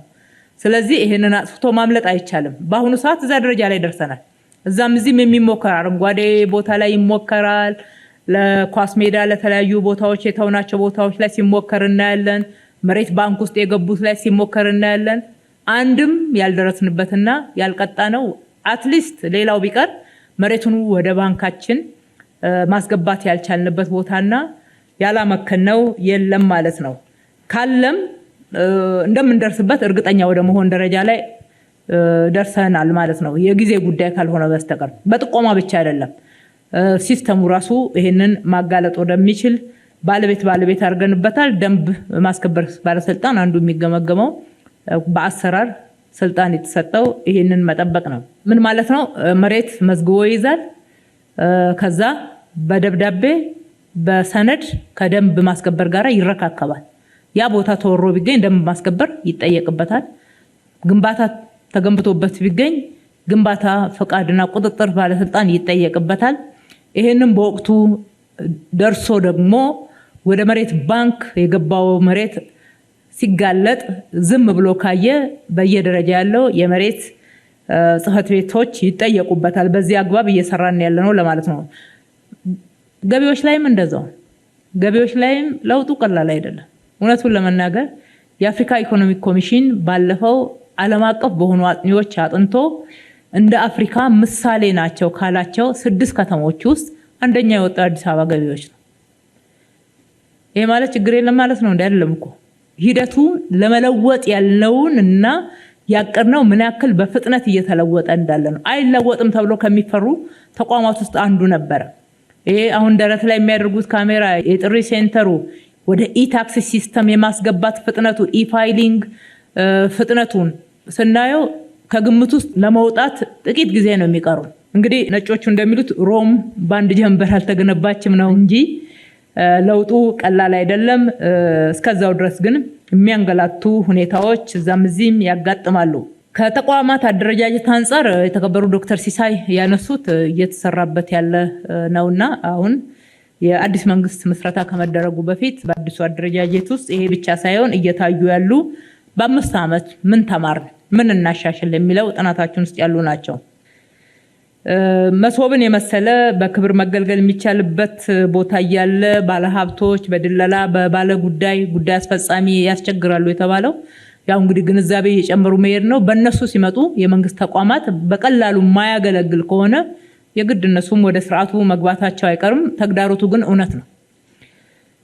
ከውጭ ጉዳይ ጋር ተያይዞ ያለውን እንደ ጥቆማ እንወስደውና ከሚኒስቴር መስሪያ ቤቱ ጋር እንነጋገርበታለን። የሰራተኞች ካፍቴሪያን በተመለከተ እንግዲህ ልዩ ፕሪቪሌጅ ነው ይሄ። አዲስ አበባ የቤት ክራይ፣ የሰራተኛ ካፍቴሪያ ድጎማ፣ የህፃናት ማቆያ ከነምግቡ ከነንጽህና መጠበቂያው የመሳሰሉትን ነፃ ትራንስፖርት በጥቅም ፓኬጅ ይዛ ነው የምትሰራው። በልዩ ሁኔታ በገንዘብ የሚከፈል ሳይሆን በአይነት የሚቀርብ ነው። ቢሮ ለመቆየት ቢሮአቸውን ወደው ረጅም ጊዜ ቆይተው ማገልገል እንዲችሉ ጭምር እንደ አንድ መያዣ ስርዓት የተዘረጋ ስለሆነ በገንዘብ አይከፈልም። ከአመራር አካዳሚ ጋር ተያይዞ የተነሳው የተከበሩ ዶክተር ጀማሉ አንስተውታል። እንግዲህ እየተገነባ ያለው የአመራር አካዳሚ በቅድሚያ አሁን አዲስ አበባ ለብቻ ያስፈልጋታል የሚለውን እሳቤ ቀይረናል። ይህም በጥናት ነው የቀየርነው። እስከዛሬ ድረስ አመራር አካዳሚ ያደረገውን አስተዋጽኦ፣ እዚህ ከተማ ውስጥ ያሉት አመራር አካዳሚዎች ደግሞ ምን ያህል ቢዚ ናቸው። የአፍሪካ ልቀት ማዕከል አለ፣ የስራ አመራር ኢንስቲትዩት አለ። የሀገር ሀብት ናቸው። ስራ ነው እንጂ የተከፋፈል ነው እንጂ በአጠቃላይ እኮ የአንድ የፖለቲካል ኢኮኖሚ ማህበረሰብ ነው እየገነባን ያለ ነውና ብክነት ማቆም አለብን። ልክ ጥናቱ ላይ እንዳነሱት ማለት ነው። የብሔራዊ ስታቲስቲክስ ጥናት ካለን እናንተ ደግሞ ሀብትና ጊዜ ባታባክኑ እንደተባለው ሌላ ይሄንን ስራ ውጤት ልናገኝበት የምንችልበት ኢንስቲትዩሽን ካለን ለምንድን ነው እዚህ ሰው ኃይል ቀጥረን ቢሮ ተከራይተን ገንዘብ የምናባክነው? ፍላጎታችንን ልናሟላ የምንችልበት እድሎች እንዳሉ ከተማ ውስጥ አጥንተን ደርሰንበታል። አንድ ሁለተኛ ያልተሰሩ እነሱ ሊሰሩት የሚገባ አመራር አካዳሚ ትንሽ ስልጣኑንና ኃላፊነቱን አሻሽለን ሊሰሩልን የሚገባ ለቼክ እንደ ባላንሱ በጣም ጠቃሚ የሆነ ስራ ደግሞ እንዳለ አይተን እሱን ወደ ህግ አምጥተናል። ቅድም ሲነሳ የነበረው በተለይ ከተቋም ምዘናና ህዝቡም ሁልጊዜ አመራርን ታነሳላችሁ፣ ስትደርሱበት ትቀጣላችሁ። ሰራተኛው ግን እኮ ሁሌ እዛው ነው እያለ ነው የሚወቅሰው። የሰራተኛ ብቃትን ከማሻሻል አንፃርና ከመመዘን አንፃር ትልቅ ኃላፊነት እየሰጠነው ነው ያለ ነው። እየተገነባ ያለው ተቋም ምንም ለላቀ ጥቅም ነው የዋለው። ለላቀ ሀገራዊ ጥቅም የግዴታ ከተማ አቀፍ ብቻ መሆን የለበትም። እኛ የወሰነው ድርሻ በጣም ትንሽ ነው። በዙሪያ ያሉት ተቋማት ደግሞ ከኛ የበለጠ ትልልቅ ድርሻን ወስደው ኤአይ ዩኒቨርሲቲ ሆነው በደንብ እየተሰራ ነው ከተጨማሪ ስራዎች ጋር። ኤአይ እንግዲህ ፊውቸር ነው፣ ምንም ማድረግ አንችልም። ዓለም ያመጣው እኛ ኮንቬንሽናል ሆነን ቁጭ ብለን ዓለም ኤአይ ሆና ጭራ ሆነን ልንከተል አንችልም። ስለዚህ ከዘመኑ ከሚጠይቀን አገልግሎት ጋራ ከሚጠይቀን ብቃትና የወደፊት ትልቁ ቻሌንጅ እና ኦፖርቹኒቲስ ጋራ መሄድ መቻል አለብንና አንደኛውና የመጀመሪያው አንድ ቁጥር ተጠቃሚ ደግሞ አዲስ አበባ ናት። በርካታ አሁን በስታርታፕ እንኳን አርቲፊሻል ኢንተለጀንስ እዚህ የሰለጠኑ ያሉትን ልጆች ስናይ የአዲስ አበባ ልጆች ናቸው የሚበልጡት ከብዛት አንፃር። ከቻርተር ማሻሻያው ጋራ ማሻሻያዎች ከተጀመሩ ቆይተዋል፣ አይተናል። በጣም ረጅም ጊዜ ያገለገለ ቻርተር ነው። አሁን ዘመኑን የዋጀ መሆን አለበት። መሻሻል ያለባቸው ብዙ ማሻሻያ የሚፈልጉ ጉዳዮችን አንስተናል። ግን ቻርተርን የሚያክል ነገር አሁንም ማሻሻል የለብንምና በብሔራዊ ምክክር ኮሚሽን ጋራ ተያይዞ መጠናቀቅ ያለባቸው አገራዊ ጉዳዮች እና ከህገ መንግስታችንም ጋራ ደግሞ አጣጥመን መሄድ መቻል ስላለብን ያንኑ ለማጣጣም እየጠበቅን ያለን መሆኑን መረጃው ቢያዝ ጥሩ ነው። ከወጡ ደንቦች አተገባበር ጋራ የተከበሩ ዶክተር አጋረደች ያነሱት ከባህላችንና ከሞራላችን ጋራ በጣም ነው ትኩረት አድርገን እየሰራን ያለ ነው። ያንንም ደንብ ያወጣ ነው አለባበስ፣ የመስተንግዶ ስርዓት፣ ከጸጉሩ ከጌጥ በአጠቃላይ ከመስተንግዶ ሰራተኞች እነኚህ ጭፈራ ቤቶች፣ ክለቦች ይህን ሁሉ የሚመለከት ነው። ደንቡን አይተውት ከሆነ በዝርዝር ቀጥሎ እንግዲህ እንደተባለው ማስተግበር ላይ በደንብ መጠናከር መቻል አለብን። ተግዳሮት አለ ማስተግበር ላይ፣ ነገር ግን የግድ ይለናል። የምንኖረው ለዕለት ጥቅም ብቻ ሳይሆን ትውልድ ግንባታ ነውና ለሞራላችን፣ ለባህላችን፣ ለሀገራዊ እሴቶቻችን ግድ ይለናልና በዛ ደረጃ ይዘነዋል። ከቤት ጋር ተያይዞ የተነሱትን አንደኛ የአከራይና ተከራይ ጉዳይ እዚህ ከተማ ላይ ዋናው ችግር ያለው እዚህ ከተማ ላይ ነው። ብዙ ተከራይም ያለበት በየጊዜው የተከራይ ቁጥርም እየጨመረ የሚሄደው እዚሁ ከተማ ላይ ነው በዋናነት። ጥናቱን ከፌደራልም ወስደናል። ነገር ግን የኛን ሳምፕል ስናየው በትክክል ውሳኔዎችንና ስታንዳርድን ለማስቀመጥ ክፍተት እንዳይፈጥር ጥንቃቄ ነው ያደረግነው። በተጨማሪ ያጠናን፣ በአጋጣሚ ግን ተመሳሳይ ሆነ። ይሄ ደግሞ የጥናቱን ምን ያክል ትክክለኛ እንደሆነ የሚያሳይ ነው። አሁን ዋናው ማስተግበሩ ላይ ነው ትኩረት የምናደርገው፣ መተግበርና ማስተግበሩ ላይ። ለመተግበርና ማስተግበሩ በዋናነት ተከራዮች መብታቸውን ለማስጠበቅ እጅግ በጣም የተጉ መሆን መቻል አለባቸው። ደፋሮች መሆን መቻል አለባቸው። በምዝገባ ሂደት ላይ አከራዮች ማስመዝገብ መቻል አለባቸው። የቤት ክራይ መጨመር እንደ ክራይቴሪያ አይደለም የሚያስቀምጠው ይሄ ደንብ። የቤት ክራይ መጨመር ግድ የሚልበት ሁኔታ ካለ እስከ 11.5 ድረስ ጣራውን ነው የሚያስቀምጠው። ከዛ ማለፍ አይቻልም ነው። በከተማችን ግን ባደረግነው ጥናት 100% በአንድ ጊዜ የሚጨምሩ አሉ፣ ከ100% በላይ የሚጨምሩ አሉ። ይሄ በፍጹም ስግብግብነት እንጂ ያለውን ነባራዊ ሁኔታ የሚያሳይና ለዛ ተብሎ የሚደረግ እንዳልሆነ አይተናል። ከቤት ለማስወጣትም ሲፈለግ ተመሳሳይ ድርጊት እንደሚደረግ አይተናል። ይሄ የተከራዩንም የአከራዩንም መብት የሚጠብቅ ባላንስ ያደረገ አሰራር ስለሆነ አሰራሩ ስርዓት ውስጥ መግባት የግድ ይላል። በደረስንበት ልክ ስርዓት ውስጥ ያልገቡትን ግን ህጉ ላይ በተቀመጠው መንገድ እየቀጣን ማስተካከያ እያደረግን ስርዓቱን የምናስተገብር ይሆናል። የተገነቡ ቤቶችን ከማስተላለፍ አንፃር ሪፖርቱም ላይ እንደሰማችሁት እነኚህ ከ496,000 በላይ የተገነቡ ቤቶች ሁሉም በመንግስት የተገነቡ አይደሉም። በሪል ስቴት፣ በማህበር፣ በግል በፓብሊክ እና ፕራይቬት ፓርትነርሺፕ እንዲሁም በመንግስት ስንል 3 አይነት ሞዳሊቲ የጋራ መኖሪያ ቤቶች አሉ። በጎ ፍቃድ የምናስገነባቸው አሉ። ቀጥታ ከመንግስት ካዝና በጀት መድበን የምንገነባቸው ቤቶች አሉ። እነኚህን ነው የሚመለከተው። ከጋራ መኖሪያ ቤቶች አንፃር ከ98,000 በላይ በሁለት ዙር በይፋ በአዲስ ሚዲያ ኔትወርክ በቀጥታ ስርጭት ዕጣ ወጥተን እንዳስተላለፍን ምክር ቤቱ ያውቃል። ከ26,000 በላይ ደግሞ ለልማት ተነሺዎች እነሱ ጋር በእነሱ መካከል በሚወጣ ዕጣ አስተላልፈናል። 46,000 በላይ ወደ 47,000 የሚጠጋውን ቤት ደግሞ ለአቅመ ደካሞች፣ ለሀገር ባለውለታዎች ፕሮግራሙ ራሱ ሲጀመር ለነሱ ተብሎ የተገነባ በመሆኑ እነኚህ ያረጁ ቀበሌ ቤቶችን ለመቀየር ተጠቅመንበታል ማለት ነው።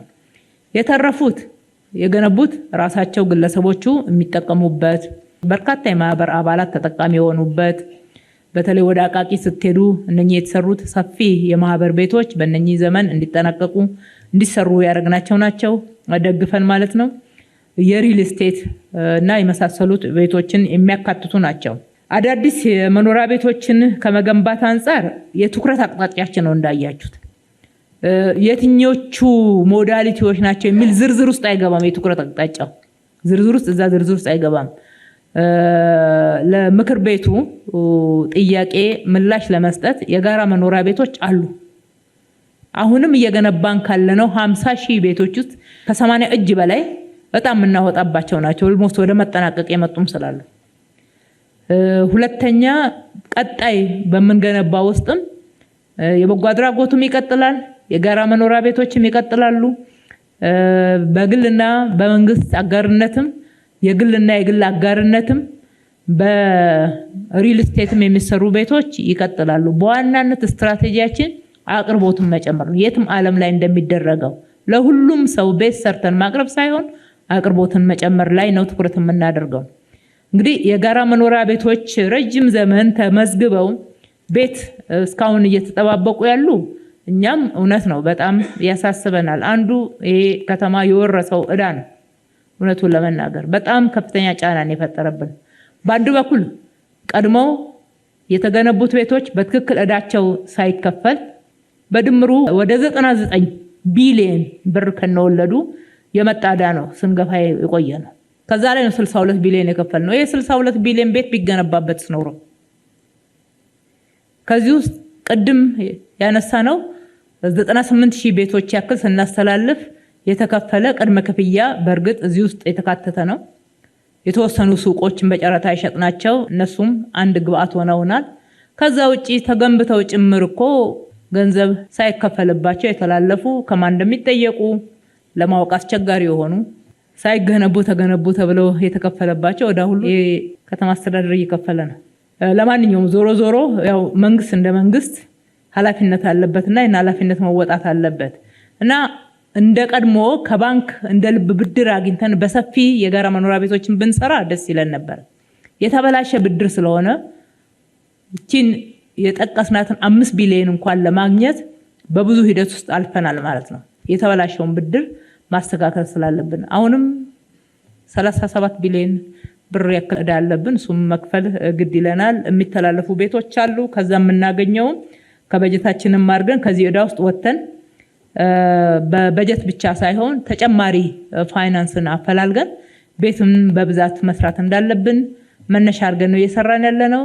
በክቡር ጠቅላይ ሚኒስትራችን ይፋ የተደረገው 1.5 ሚሊዮን ቤቶች ግንባታ ትልቁን ድርሻ አዲስ አበባ የምትወስድ ይሆናል። ዞሮ ግን ሪሶርሱን ማፈላለግ ሁኔታዎችን ዝግጁ ማድረግ የከተማ አስተዳደሩ ነው። አሁንም እንደ ሀገር የሚገኝ ሪሶርስ ካለ ደግሞ ድርሻችንን የምናገኝ ይሆናል። ይህም እየተሰራበት እንደሆነ እናውቃለንና የጋራ መኖሪያ ቤቶች ጉዳይ ችላ አላልነውም። ግን ቆጣቢዎችን የምንለው ወቅቱን የጠበቀ ምክንያታዊ የሆነ ዋጋ መክፈል ግድ ነው የሚሆነው። የዛሬ 20 ዓመት በነበረ ዋጋ ቤት ማስተላለፍ አንችልም። የጋራ መኖሪያ ቤቶችም የተወሰነ የዋጋ ማሻሻያዎች ያደርገናል። አሁን እየተላለፉትን መሬት በነፃ ነው የሚቀርበው። ያው የጋራ ሀብት ስለሆነ መጥቀስ ያስፈልጋል። መንገድ በከተማው በጀት ነው የምንሰራው። ፍሳሽ በከተማው በጀት ነው የምንሰራው። ውሃ በከተማው በጀት ነው። መብራት በከተማው በጀት ነው ቤቱ ጋር እስከሚገባ ድረስ ያለው። ይሄ ሆኖ ደግሞ የተወሰነ አሁንም የምናደርጋቸው ድጎማዎች እንደተጠበቁ ነው። እንደ ቀድሞ አይነት ዋጋ እናስተላልፋለን ካል ነፃ ብናደርግ ነው የሚሻለው። ምክንያቱም እስካሁን ድረስ ያስተላለፍናቸው መኖሪያ ቤቶች ከ67 እጅ ያላነሰው ድጎማ ነው። እያንዳንዱ ሂሳብ ሲሰራ ወደ 67 እጁ ድጎማ ነው። ስለዚህ አሁንም አፎርደብል እንዲሆን ጥረት እናደርጋለን። ነገር ግን ደግሞ ቁጠባን የጨመረ ቅድሚያ ተጠቃሚ እንደሚሆን ማየቱ እና ሊታሰብበት እንደሚገባ ማስታወስ እንወዳለን።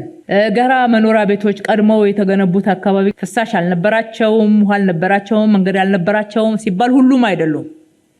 ሁሉም አድርጎ እንዳይረዳው ምክር ቤቱ ሁሉም ሳይሆኑ ወደ ለውጡ ዋዜማ ላይ ተጠናቀቁት። እውነቱን ለመናገር ሌሎች ተጨማሪ መሰረተ ልማቶች ሳይሰራላቸው ገና ግድግዳ የቆፈርን የፍሳሽና የውሃ ስርዓት ሁሉ የዘረጋንበት አስቸጋሪ ሁኔታ አንዳንዱም ከጥራት የተነሳ ወደ ኋላ እንድንመለስ ያደረገን እሱን ለማንሳት እንደሆነ እኩል ግንዛቤ እንድንወስድ ብዬ ነው።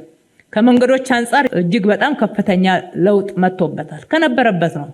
የመንገድ ሽፋን እኮ አሁንም ዛሬ አዲስ አበባ 20% ላይ እኮ ነው ያለው። አሳደግን ብለን ይህን ሁሉ ሀብት መድበን ከ1600 በላይ ኪሎ ሜትር መንገድ ገንብተን የኮሪደርን ደግሞ እሱ ላይ ጨምሩበት። ስታንዳርድ ማሳደግ ብቻ በርካታ አዳዲስ መንገዶች ተሰርተዋልና ይህን ሁሉ ሰርተንም ገና 20 እጅ ላይ ነው ከቨሬጁን ያደረስነው እና ትልቅ ሀብት ይፈልጋል። ትኩረታችን ነው። ይሄ እንደተጠበቀ ሆኖ እዛም እዚህም እንግዲህ ከተማዋ አሁን የምትሰራው ስራ ስታንዳርዱን የጠበቀ መልሶ የማይፈርስ መሆን መቻል አለበት የሚል የጋራ ውሳኔ ስላለን እናንተ ጋር አቅርበን ከዚህ በፊት ስላጸደቃችሁልን ስታንዳርዳቸውን ያልጠበቁትን አናስቀጥልም። አንዳንድ ማስተካከያዎችና ሀብት እጅ ያዝ ሲያደርገን ሊዘገዩ እንደሚችሉ እዛው በነበረው ስታንዳርድ ከምናስቀጥል ደግሞ አዘግይተን ስታንዳርዱን ጠብቀን ማጠናቀቅ የሚል አካሄድ ነው እየተከተልን ያለ ነው።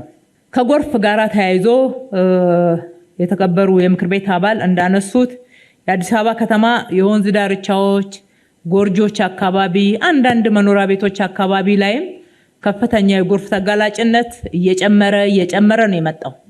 ጥናቶችን ማየት ይቻላል። በየጊዜው እየጨመረ የመጣ ተጋላጭነት በአንድ በኩል የሲዌሬጅ እና ድሬኔጅ መስመሮች በመጥፋታቸው ቀድሞ የነበሩትም፣ ሁለተኛ ከከተማዋ እድገት ጋራ የማይመጥኑ በዛ ወቅት ያገለግሉ ነበረ። አሁን ግን ካፓሲቲያቸው አነስተኛ በመሆኑ የማያስተናግዱ የሆኑ መጥተው፣ በሌላ በኩል ደግሞ ያሉትም እየተደፈኑ፣ በተጨማሪም አንዳንድ በጣም ትልልቅ የምንላቸው መስመሮች ጭምር የድሬኔጅ እና የሲዌሬጅ መስመር ሳይኖራቸው እንደተሰሩ ከተማችን ላይ እንግዲህ ስንነካካው አይተናል። ጥናቶቻችንም ይሄንን ያሳያሉ። ስለዚህ እንደተባለው ከዚህ በፊት ሲደርስ የነበረው በሰው ሕይወት ላይ ጉዳት፣ በንብረት ላይ ጉዳት በዚህ በአሁኑ ልክ አይወራም። ጎርፍ ብቻ ሳይሆን ሁሉም ነገር በአሁኑ ልክ አይወራም ነበር። ያው ሚዲያው ሰው እጅ ላይ ገብቷል። አሁን ሜንስትሪሚንግ ሚዲያ የምንጠብቅበት ጊዜ አይደለም። በእያንዳንዱ ሰው መንገደኛው ሁሉ ኮሙኒኬተር ነው። እየቀዳ መንገድ ላይ አስፋልት ላይ ትንሽ ዝናብ ዘንቦ ውሃ ቋጥሮ ሲታይ ጭምር ራገር ልጠፋ ነው የሚል ሁኔታዎችን እንሰማለን። ይሄ ግንዛቤ ጉለት ይመስለናል። ምክንያቱም የትኛውም ሀገር ዝናብ ዘንቦ የተወሰነውን ያክል አስፋልት ላይ ውሃ መታየቱ አይቀሬ ነው። ውሃ ይታያል። ነገር ግን በስንት ደቂቃ ነው ያ ውሃ ወደ ፍሳሽ ስርዓቱ ገብቶ የሚጠፋው የሚል ነው መለኪያው እንጂ ዝናብ እየዘነበ ወዲያው ውሃው እስከሚወርድ መታገስም ያስፈልጋል። ባለፈው አዘርባይጃን የሄድን አመራሮች አብረን ነበርንና ወርልድ አርበን ፎረም ነው እየተካሄደ ያለው። ፋክት ነው እንግዲህ ሚዲያም ላይ ያለ ጉዳይ ስለሆነ እንደው ለግንዛቤ ባነሳው ጠቃሚ ይሆናል ብዬ ነው። ፎረሙ የሚካሄድበት ከ20,000 ሰው በላይ የሚገኝበት ማዕከል ነበረ፣ አሬና ነበር። እዛ እንሄዳለን ብለን እኛም ብዙዎች ነበሩን ኤግዚቢሽን የምናቀርብበት። ለመሄድ ስንል ዋዜማው ላይ መንገድ ጠፋ። ዝናብ ዘነበና በድንገት ወቅቱ ብዙ ዝናብ ያልተለመደ ነው። ነገር ግን ዝናብ ዘነበና መንገድ ጠፋ። አሄድንም እኛ ብቻ ሳይሆን ሁሉም ተቆራረጠ ማለት ነው። አደርም በማግስቱ ወደ ፎረሙ ለመግባት ስንል ቬኑ ተቀይሮ ነው ያደረው። ለምን ተቀየረ? ወደ ስታዲየሙ መሄድ ስላልተቻለ ማለት ነው። በርካታ መንገዶች አያሳልፉም ነበር። ዝናቡም ቀጠለ። እንዴ እስከዚህም አለ እንዴ አልነኝ ለራሳችን ግንዛቤ። ከዛ የሀገር የዲሊጌት መሪዎች ብቻ ነው የተፈቀደልን ወደ አዳራሹ ለመግባት። ሌላው በቴክኖሎጂ በስክሪን ከያለበት ቦታ ነው ጉባኤውን የተሳተፈው። እኛ ሀገር ቢሆን ኖሮ ብለን አሰብን። ይሄ ሆነው በሌላው ድምጽ እኮ አልተሰማም እንዳያችሁት። ሀገራችን እየከሰስን ዓለምን ባዳረስን ነበር እያልን እኛም ተምረንበታል። እንዲህ አይነት ሁኔታዎች ያጋጥማሉ። እዚሁ እነ ዱባይ ማየት ትችላላችሁ። ሌሎችም ሀገሮች ያጋጥማል። ነገር ግን እኛ ሀገር ላይ ችግሮችም አሉ።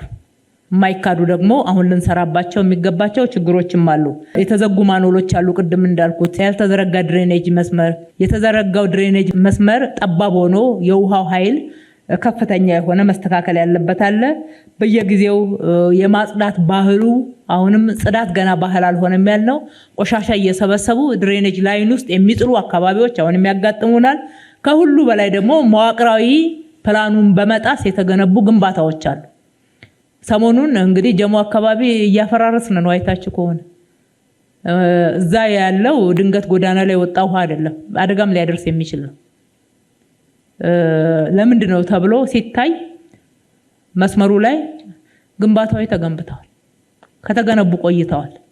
የፈጣሪ እርዳታ ሆኖ እስከዛሬ ድረስ ለብዙ ከባድ ችግር አልተጋለጽንም እንጂ ሁኔታው አሁን እንደደረስንበት ከሆነ ከባድ ሊሆን እንደሚችል ያሳያል። አሁን ሰሞኑን ከባለቤቶቹ ጋር ተስማምተን ምትክ ቦታ ሰጥተናቸው ህንፃዎቻቸውን እያፈረትን ነው። እንግዲህ የፈቀዱትን አካላት ለመጠየቅ ብዙ ወደ ኋላ እየሄዱ ወቃሽ ያደርገናልና እሱን እንለፈው። በእኛ ጊዜም እዛም እዚህም ያጋጠመን ስላለ አምስተኛ ከመብራት ጋራ ተያይዞ የተሰራው ስራ ጥሩ ነው። መቆራረጥም አለ። የተነሳው ጥያቄና ኮንሰርን ትክክል ነው። መቆራረጥም አለ። ነገር ግን በዋናነት ምንጩ ኤክስፓንሽን እና አዳዲስ እድሳት መስመሮችን የመቀየር ስራ ነው። ከዚህ አንፃር እንግዲህ ነጮቹ ኖ ፔን ኖ ጌይን ይላሉ። አንዳንድ መሰረታዊ ለውጦችን ለማምጣት ስንሄድ ጊዜያዊ ህመሞች አሉ፣ ጊዜያዊ ችግሮች አሉ። እነሱን ቻል አድርገን መሰረታዊ ለውጦችን ለማየት ደግሞ የተጋን እንድንሆን ያስፈልጋል። ዋናው ችግር እዚህ ጋር መረጃ አለመስጠት ነው። የመብራት አገልግሎት የፌደራል መብራት አገልግሎት ከዚህ አንፃር ብዙ ጊዜ ተነጋግረናል። በጊዜ ለማህበረሰቡ መረጃ መስጠት፣ የራሱን ዝግጅት እንዲያደርግ ማድረግ ተገቢ ይሆናል ነው። ሌሎችም የተሰሩ አካባቢዎችም ደግሞ አልፎ አልፎ የሚያጋጥሙ መቆራረጦች አሉ። በከፊል ከዚህ ጋር ይያያዛል ከእድሳት ጋራ፣ በከፊል ደግሞ ከተማዋ ላይ ብዙ መሰረተ ልማቶች እየገነባን ስለሆነ የመሰረተ ልማት ግንባታ ተቋማትም አንዳንድ ጊዜ የሚያደርሱት ጥፋት ለዚህ ችግር እየዳረገን ያለበት ማሳያዎች አሉ። ሁሉንም ግን በተቀናጀ መንገድ የመፍታት አንድ ፎረም በከተማችን ስራ አስኪያጅ የሚመራ ሁሉንም ተቋማት ባሰባሰበና ባቀናጀ መንገድ እየተሰራ ነው ያለው። ከወጣቶች ስብዕና መገንቢያ አንፃርና ከኳስ ሜዳዎች አንፃር ወጣቶች ስብዕና መገንቢያ 20-30 ሳይሆኑ አሁን ወደ 4 ወርዷል። አብዛኛው ወደ ዋና ወደ ተሰሩለት ዓላማ እንዲገቡ የማድረግ ስራ ሰርተናል። እነኚህንም እንጨርሳለን። ይሄ እንደተጠበቀ ሆኖ የኳስ ሜዳዎችና የስፖርት ማዘውተሪያ ስፍራዎች ላይ ግን የተነሳው ወቀሳ ተገቢ አይመስለኝም። ምክንያቱም በአብዛኛው ከአዳዲሶቹ በላይ ነባሮቹ መለወጥ ላይ ነው የሰራ ነው። 1-2 ቦታ ታይቶ ከሆነ ብዙ አያስወቅስም፣ እንደ ጥቆማ ግን እንወስደዋለን። ከዛ ውጪ ነባሮቹ ረስተን አዳዲሶቹን ብቻ የመገንባት ተደርጎ የተነገረው እንደዛ አይደለም። እነኛ ቀያይ አሸዋዎች፣ አቧራማ ሜዳዎች በጣም ተቀይረዋል እኮ ከተማ ላይ በጣም ተቀይረዋልና አንዱ እና መጀመሪያ እንደውም በእነሱ ነው የጀመርነው። የልጆች መጫወቻ የተከበሩ አቶ ሳምሶን ያነሱት በሁሉም አካባቢ ያለ እንግዲህ ከ20 ነው የተነሳ ነው። ቤዝላይን ሰርቬይ አለን። ስንነሳ 2014 ላይ ነው እንደውም አግሬሲቭሊ የገባ ነው 2016 ነው። እነኚህ የልጆች መጫወቻዎች early childhood የሚባለውን ፕሮግራም ከጀመርነው ወዲህ ነው። ከ20 ነው የተነሳ ነው። ከ20 ተነሳ ነው 5003 የደረሰው። በዚህ ስታንዳርድ የተገነቡ 20 ናቸው። አንዳንድ የግል የህፃናት መዋለ ህፃናት ያላቸው አካባቢ ካሉት በስተቀር ማለት ነው። ሁሉም አካባቢ ላይ ለማዳረስ ነው የተሰራው። የማዳረስ ስራም በጣም ተሰርቷል። የሚጎሉ አካባቢዎችን የፈተሽን እንቀጥላለን። 12000 ነው ታርጌታችን። የተከበሩ አቶ ሳምሶን ግን ያነሱት የሚመስለኝ ካነሱት ይዘት ስነሳ ትንሿ ከተማ በልጆች በተግባር እየተጫወቱ በጣም የከተማ አገልግሎትን ለከተማ ያላቸውን ፍቅር የሚያሳድጉበት ለሳይንስ ለቴክኖሎጂ እነኚህ ለምን ሂሳብ ትምህርት ሁሉንም ሳይቀር እየተጫወቱ ነው። ግን ይማሩታል። ትምህርት አይደለም እዛ ያለው። እዚሁ አራዳ ፓርክ ብንሄድ ይሄንን እናገኛለን። የልጆች ዓለምን ጨምረናል። አሁን ካዛንቺስ ላይ የልጆች ዓለም ላይ ደግሞ ከአራዳ የበለጠ ትልቅ ተገንብቷል። አዲስ ኢንተርናሽናል ኮንቬንሽን ላይ ያለን አዲስ ነው። እንደዚህ አይነት ስራ አገራችን ላይ አልነበረም። እዚህ አድዋ ላይም አለ። እዚህ አድዋ ላይም ጎብኚዎች ሲመጡ ለህፃናት እዛ ገብተው እንደ ህፃናት ሙዚየም ይሄንን የሚጫወቱበት ነው እየሆነ ያለው። ይሄንን በአንድ ጊዜ ሁሉም ጋር እናዳርስም። እንደ ከተማችን እነኚህ አሁን የጠቀስኳቸው ቦታዎች ላይ ራሱ ይሄንን መያዛችን ቀላል ግምት የሚሰጠው አይደለምና ህፃናት በሰፊው እንደሚፈልጉ አይተናል። የተወሰኑ ግን መጨመር ይገባናል። ልምዱም ደግሞ አዲስ ስለሆነ በዚህ መልክ የሚሰሩ ብዙ ተቋማት የሉም። በስልጠና ተጨማሪ ተቋማትን መለየት መቻል አለብን። በጣም በእውቀት የሚሰራ ስራ ነው። እሳቸውም እንደዘረዘሩት ከኑሮ ውድነት አንፃር በዝርዝር ተነስቷል። ክሮስ ካቲንግ ኢሹ ብታረጉት ነው። ክሮስ ካቲንግ ኢሹ ነው። ኦሬዲ ክሮስ ካቲንግ አድርገን ነው እየሰራን ያለ ነው። በጥቅሉ የኑሮ ውድነትን ከመፍታት አንፃር እየሰራን ያለ ነው። አንደኛ ምርትና ምርታማነትን መጨመር ነው። ሁለተኛ የግብይት ስርዓቱን ማስተካከል ነው። ሶስተኛ የሚያዛቡት ላይ የቁጥጥር ስርዓቱን ማጠናከርና ተጠያቂነትን ማስፈን ነው። ከዚህ አንፃር እንግዲህ እየሰራን ያለናቸው ስራዎች ቅድም በሪፖርቱ ተነስቷል። የንግድ ኮርፖሬሽንን አቋቁመናል። የገበያ ማዕከላትን 7 ቦታ ላይ ገንብተናል። የእሁድና ቅዳሜ ገበያዎችን በቅርብ ነው ኢንትሮዲዩስ ያደረግነው። 4ኛ ዓመቱን ይመስለኛል። ወደ 256 በላይ አድርሰናል። ይሄ አጠቃላይ የደላላን ሰንሰለት በጣጥሷል። የግብይት ስርዓቱን ከማስተካከልም ምርትን ከመጨመርም ሁለቱንም በአንድ ድንጋይ ሁለት ወፍ እንደሚባለው ነው። በህብረት ስራ ማህበር፣ በንግድ ኮርፖሬሽን የመሳሰሉት እየሰራናቸው ያሉ ስራዎች ደግሞ አሉ። ምርትን ከሌሎች የሀገራችን ክፍሎች በብዛት የማምጣት አምራቾቹ ባያመጡ እንኳን ገንዘብ እየመደብን በእነሱ አማካኝነት ቀጥታ ምርት ከሚመረትበት ቦታ እየሄድን እየገዛን በእነኚህ ገበያ ማዕከላቶች እናቀርባለን። የዳቦ ፋብሪካዎች በተለይ ብርሃን ዳቦ ፋብሪካና የሸገር ዳቦ ኢምፓክታቸው በጣም ትልቅ ነው። የምገባ ማዕከላት፣ የትራንስፖርት፣ የጤና መድን እነኚህና የምርት ማቅረቢያ ድጎማዎችን ወደ 18 ቢሊዮን ብር እያወጣንበት ያለ ነው። በዋናነት የኑሮ ውድነቱን ታሳቢ ያደረገ የገበያ መዛባቱን ደግሞ ለማረቅ የምንጠቀምበት አግባብ ነው። ሁሉን በቁጥጥር ስለማንችል ከኢንዱስትሪዎች ጋራም እየተሰራ ያለው የማምረት አቅማቸው እንዲጨምር ነው። የማምረት አቅማቸው ምን ያህል እንደጨመረ በሪፖርቱ የሰማችሁት ነው። አሁንም ገና ብዙ መሰራት አለበት። የኢንዱስትሪ ቤዙ መስፋት ነው ያለበት። ከተነሳው ሀሳብ አንፃር ከተማ ላይ አገልግሎት እየጨመረ አገልግሎት ሰፊ መሆኑ አይቀርም። ኢንዱስትሪዎችም የዛኑ ያክል በስፋት ስራ ዕድል እየፈጠሩ ምርትን እየጨመሩ መስፋፋት ይገባቸዋል። የትኩረት ማዕከላችን ነው። ሸማቹ ማህበረሰብም በሰፊው ስራ ዕድል እያገኘ ገቢው እየጨመረ የመሸመት አቅሙ እንዲጠናከር ማድረግ ከስራ ዕድል ጋር ብቻ ሳይሆን ከሌሎች ከምንሰራቸው አዳዲስ ልማቶች አንፃር ትኩረት ያገኘ ጉዳይ ነው። ቁጥጥሩንም አጠናክረን እንቀጥላለን። ትምህርት ዋናው መሰረት ነው። ትምህርት ላይ የሰራ ሀገር ብልጽግና እንዳረጋገጠ ነው ገና ከመሰረቱ የሚታየውና የብልጽግና ግቡ እንደሚረጋገጥ እርግጠኛ ሆነው የዘርፉ ባለሙያዎች ያነሳሉ። ሀገራችን ለዚህ ትኩረት ሰጥታለች። ከተማችን ደግሞ በጣም ልዩ ትኩረት ሰጥታለች። ትውልድ ግንባታ ላይ ገና ባዶ የምሳቃ የተሸከሙ ህፃናት ተገቢ አይደለም። ከዚህ በላይ ኢንቨስትመንት የለም፣ ይሄ እርዳታ አይደለም ብላ የወሰነችለት ነው ትልቁን ትኩረት ለትምህርትም ለትውልድም መስጠቷን ያስመሰከረችው።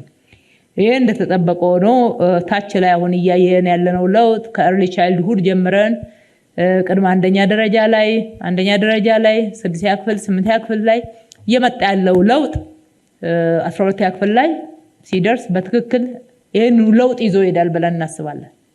ይሄን ለውጥ ይዞ እንደሚዘልቅ ምክንያቱም የ12ኛ ክፍል ፈተና ውጤት ዝቅ ማለት እኮ የአንድ ጀንበር ችግር አይደለም። በተለይ እርሶ መምህርም እንደመሆኑ ዘርፍ ውስጥ ያሉ ሰውም እንደሆኑ ይሄንን በደንብ ያውቁታል። የአንድ ጀንበር አይደለም። ከመጀመሪያው ጀምረን ህፃናት አናሊቲካል ካፓሲቲያቸው እንዲያድግ ሁለንተናዊ እድገት እንዲኖራቸው ተደርጎ በእውቀት እናሳድግ ነበር ወይስ በድላቸው? ይሄ እኮ የስብራቱ አንዱ መነሻ ነው። ለዚህ ነው የቀዳማይ ልጅነት ፕሮግራም በጣም ያስፈልገናል ብለን የጀመርነው። አእምሮ የተሟላ እድገት የሚኖረው ከ0 ዓመት እስከ 3 ዓመት ነው ይላል። 95 እጁ የሚያድገው በዚህ ዓመት ውስጥ ነው ይላል። ከ0 እስከ 3 ዓመት እስከ 6 ዓመት ደግሞ ተጨማሪው። ከዛ በኋላ ያለው በአብዛኛው የሰውነት እድገት ነው። ይሄንን እንግዲህ የዓለም ጥናት ያረጋገጠው ጉዳይ ነው። ስለዚህ ከዛ ጀምረናል። እነኚህ ትምህርት ቤቶች ላይ ደግሞ ግብአትን በማሟላት ትምህርት መማርና ትምህርት ላይ ትኩረት ማድረግ እንጂ በቁሳቁስ በዩኒፎርም በተለያዩ ጉዳዮች ወላጆችም ተማሪዎችም እንዳይጨነቁ ወደ ማድረግ መተናል። ትምህርት ቤቶቻችንን ንጹህ፣ ሳቢ፣ እዛ ለማዋል የሚመቹ የአካል ብቃት ማዳበሪያዎች፣ የበለጠ መማማሪያዎች እንዲሆኑ፣ ካዋኪ ድርጊቶች የራቁ እንዲሆኑ እነኚህ ሁሉ ተደማምረው ወደ ውጤት መምጣታቸው የግድ ነው፣ የማይቀር ነው። አብረን የምናየው ይሆናል። ጤና ላይም ያነሳችሁት በተመሳሳይ ሁኔታ ለባለሙያው ድጋፍ ሰጥተናል። ለባለሙያው በጣም ልዩ ትኩረት ደግሞ ከዚህ በላይ መስጠት ያስፈልጋል ያላችሁት ትክክል ነው። እነኚህ መሳሪያዎች ተመልሰው በውጭ ምንዛሪ ደሞዝ እየከፈልን ሰው እየቀጠርን ከሆነ የምንጠቀምበት የተወሰነ ያክል ወደ ውጭ ሄደን አውሮፕላን ከፍለን ሆቴል ይዘን ከምናረገው ሕክምና ይሻላል። ነገር ግን ደግሞ የተሟላ ለውጥ ሊሆንልን አይችልም እና የኛው ልጆች ብቁ እንዲሆኑ ማድረግ ላይ ይሰራል። ግን እንዳመለካከት መስተካከል ያለበት የኢትዮጵያ ሐኪሞች ዓለም ላይ በጣም ተፈላጊ ናቸው። የት ነው ያሉት ብሎ ፈልጎ ማምጣት ግን የቤት ስራ ነው የሚሆነው። ዓለም ላይ ሌላው ሀገር ላይ ትልልቅ የላቀ ሕክምና ባሉበት የኢትዮጵያ ዶክተሮችን ታገኛላችሁ። አሜሪካ ብትሄዱ፣ ዱባይ ብትሄዱ አሁን ጥሩ ሕክምና ይሰጣሉ ተብለው ስማቸው የሚጠራ የአፍሪካ ሀገራት እነ ሩዋንዳ እነ ኬንያ ብትሄዱ ቀላል ያልሆኑ የኢትዮጵያ ሐኪሞችን ታገኛላችሁ። ለምን ከሀገራቸው ወጡ? እንዴት አድርገን እንሳባቸው? በእርግጠኝነት ቅድሚያ ለሀገራቸው ይሰጣሉ ብለን እናስባለን ምቹ ሁኔታ ከተፈጠረ። ስለዚህ አትሊስት ኢኮኖሚው ገንዘቡ እዚሁ ሀገር ውስጥ ሰርኩሌት እንዲያደርግ እነሱ ተመጣጣኝ ክፍያ የመሳቢያ ፓኬጅን አድርገን እዚህም ሀገር ውስጥ ደግሞ በጣም ጎበዞች አሉ። እነሱንም ማይተን የተሻለ ምቹ ሁኔታ ወደነኚህ ሕክምና ማዕከላት እንዲመጡ ፈጥረን እንስባቸዋለን የሚል ስትራቴጂን የተከተልነው። ግን የህዝባችን የኛም አመለካከት መቀየር አለበት። አሁን በጥቅሉ ከኮሙኒኬሽን ጋራ ተያይዞ ዲጂታላይዜሽን ላይ የተነሳው ይሄ አንድ ቁጥር ላይ ከአገልግሎት ከሌብነት ከመሳሰሉት ወደ ዲጂታል ማዕከል እናስገባለን ያልነው እኮ የተከበሩ ዶክተር ሙሉቀን ስለ ዲጂታላይዜሽን ነው የሚያወራው። እሱ በአጠቃላይ ለቢሮ ሳይሆን ለስራው ነው ትኩረት የምንሰጠው። ለስራው ትኩረት ስንሰጥ ቢሮ ትኩረት ያገኛል ማለት ነው፣ የቀድሞ ቢሮዎች ስለሆነ። ከኮሙኒኬሽን አንጻር አዎ ቀሪ ስራዎች አሉ። የተሰሩ ስራዎች እውነቱን ለመናገር ጥሩ ናቸው። ሪፖርቱ ላይ እንደተቀመጠ አሁንም በተሰራው ልክ በተለይ ደግሞ ለወጣቱ ትውልድ ዓለም ላይ ተደራሽነትን የበለጠ ደግሞ የህዝብን ተሳትፎ በሚያልቅና ግንዛቤን በሚጨምር ደረጃ ኮሙኒኬሽን የበለጠ ይጠናከር።